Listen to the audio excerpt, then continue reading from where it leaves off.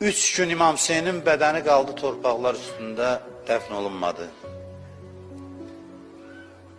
Diqqətiniz məndə olsun, bu sözlərdən fayda götürəsiz. 3 gün cənazələr gün qabağında, toz torpaq içində, Bəni Əsəd qəbiləsi yaxında yaşayır, gəlir dəfn eləməyə. Deyir ki, biz bunları necə dəfn eləyək, tanıya bilmirik. Bədənlər hansı vəziyyətdədir? Gördülər bir atlı gəlir, üzü niqablıdır. Gəldi, düşdü atdan yerə, dedi, Bəni Əsəd qəbiləsi, mən bunların varisiyəm, mən bunların hamısını tanıyıram. Üzün açanda gördülər İmam Səccad əleyhissalamdır. Bunların nişanələri mənim yanımdadır. Getdi Əli Əkbəri dəfn elədi, Qasimi dəfn elədi, bir-bir o cənazələri dəfn elədi. İmam Hüseynin bədəninə çatanda deyirlər, çox üzr istəyirəm, bugün icazə versəz mən açıq deyirəm bunları. Deyirlər, çox belə deməyin ki, məclisə İmam Zamanın nəzəri var, onun üçün ağırdır. Deyirlər ki, at ayağının altında o qədər qalmışdı, yerlə bir idi İmam Hüseynin bədəni.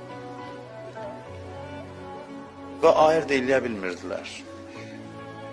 İmam Hüseyin, İmam Səccadın gözü atasının cənazəsinə düşəndə deyir, ağladı.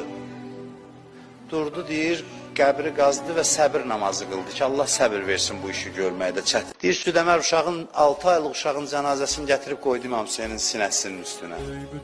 Ondan sonra dəfn elədi. Üstünü örtdü.